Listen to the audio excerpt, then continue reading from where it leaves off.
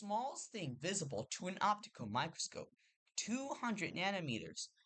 Optical microscopes cannot see objects smaller than 200 nanometers because the wavelengths of light, visible light, will pass right through them.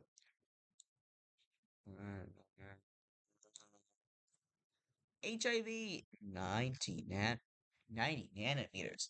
HIV, which stands for human immunodeficiency virus, infects half half a percent half of a percent of the world population and causes AIDS, which stands for acquired immune deficiency syndrome.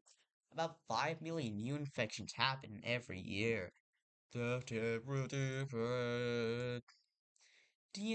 10 nanometers. DNA, which is a nucleic acid, stores all the genetic information of almost all living things on Earth except for some viruses. A single human cell contains 3 meters of deoxyribonucleic acid, which holds about 25,000 genes in about 3 billion base pairs. Hepatitis B virus, 42 nanometers. Hepatitis B infects a lot of humans. In fact, almost 1/3 of the world population has been infected at some point. This virus can cause vomiting, liver inflammation, and possibly death, but you most likely even notice if you have it at all. I might even have hepatitis B virus just at some point. Porcine circovirus, 17 nanometers. The porcine circovirus is one of the smallest viruses. It only requires three proteins to replicate. If you consider viruses to be alive, then the porcine circovirus is the smallest thing. However, scientists disagree whether viruses are alive or not. Phospholipid bilayer, 5 nanometers. Cell membranes are made of phospholipid bilayers. Phospholipid bilayers can form naturally because the heads attract to water and the tails repel from water. As a result, tails clump together, forming the bilayer. Transistor gate, 5 nanometers. Transistors in computers are continuing to get smaller. In 1971, they were 400 times larger at 10 micrometers. Now, we are down to 5 nanometers, but in the future, they might be even smaller. How small will they get? Moore's law predicts we can make new transistors half as big as before every 2 years, but most likely not atom-sized. Alpha helix, 1.2 nanometers. The alpha helix is one of the secondary structures of proteins. Many proteins have alpha helices within them. Hemoglobin and myoglobin are proteins that are made of about 70% alpha helices. Phospholipid, 2.5 nanometers. Phospholipids are beautifully amazing little molecules, and you have millions of them in your body. Phospholipids are actually a special type of lipid that makes up cell membranes, not be confused with the bilayer.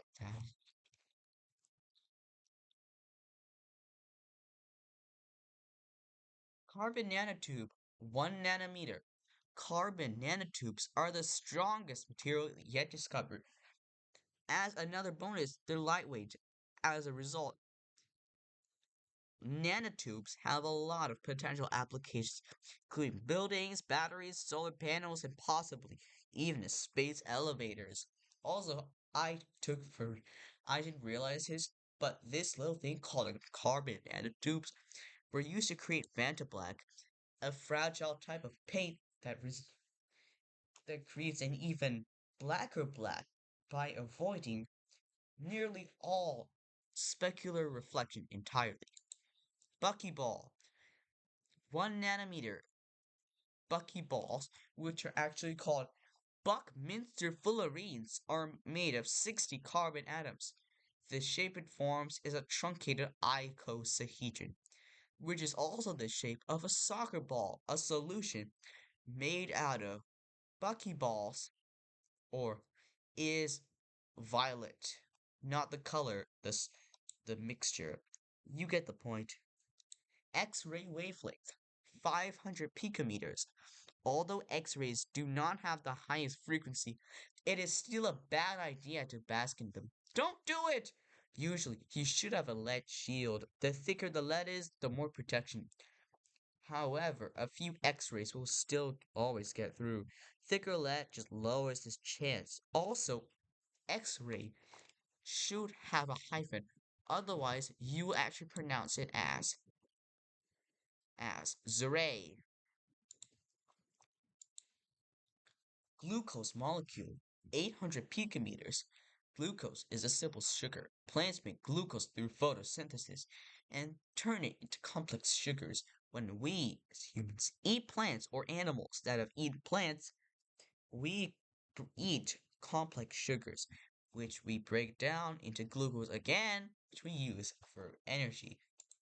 So it turns out we humans are unfortunately evil. Sad. Cesium atom, 500 picometers. Atom size is measured by the distance of the nuclei in covalent bonds. The shells don't actually look like this.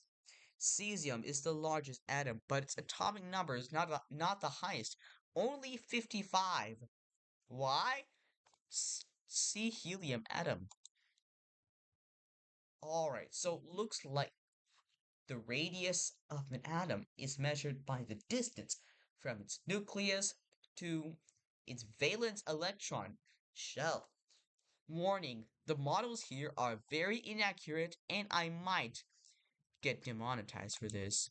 Water molecule, 280 picometers. I like to think that whenever I drink water, I drink Mickey Mouse heads. Do you too? Oh, you don't? Well, you should. Carbon atom, 160 picometers. Carbon is the basis of all life on Earth. This is because carbon atoms can create 4 covalent bonds, which means it can bond thousands of ways with oxygen, nitrogen, hydrogen, carbon, yes, other carbon, and other elements. Hydrogen atom, 110 picometers. Hydrogen is the most abundant element in the universe. It's usually just a proton and an electron. A hydrogen atom is so small you can't even see it with your naked eye, even if you try your hardest. Smallest thing visible to an electron microscope, 50 picometers. Electron microscopes allow us to see very small things like atoms that would otherwise be invisible because they are smaller than the wavelength of visible light. Warning, you might get crushed in this entire last journey. So, buckle on and don't get distracted, okay? Angstrom, 100 picometers. An angstrom, which is named after Swedish physicist Anders Jonas Angstrom, is 1/10 of a nanometer. The symbol used for an angstrom is A with A with a ring. The angstrom is used to express the size of atoms or transistors. So a hydrogen atom would be 1.1 angstroms. Now we get to the smallest atom. This actually explains why it is better and bigger to have less and less and less electrons. Helium atom, 25 picometers. Hydrogen atoms are larger than helium atoms because more proton in in an atom's nucleus pull the electrons closer. Pull the electrons in closer. However, additional shells increase the size of atoms the most. Cesium, the largest atom, has the most shells with the fewest electrons. Francium, The true winner is francium, which is at period 7. However, francium has not been measured due to its since it is since it is very unstable. Now we get the smallest thing a hand has ever clicked. Gamma ray wavelengths, 1 picometer. Gamma rays have a very high frequency. They can come from radioactive decay. Oh, and by the way, it's not actually light blue as it appears to the left. That is actually an that is actually an artistic interpretation. At this point, you cannot click on any objects smaller than this. The best solution? Use the slider. Ah, there it is. Nucleuses. Uranium nucleus, 12 femtometers.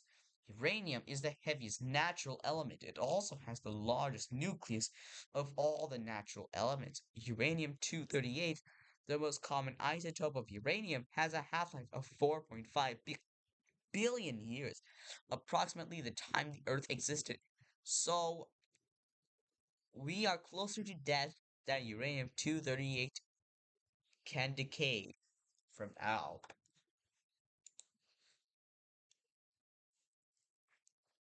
And chlorine nucleus, 6 femtometers. A chlorine nucleus has 17 protons and has anywhere from 11 to 34 neutrons. However, the majority of these isotopes will decay within minutes, if not seconds. The only stable isotopes of chlorine are chlorine 35 with 18 neutrons and chlorine 37 with 20 neutrons. Even numbers of neutrons, especially magic numbers 2, 8, 20, 28, 50, 82, and 126, tend to be tend to be more stable than odd ones. So die. It's better to die, I guess.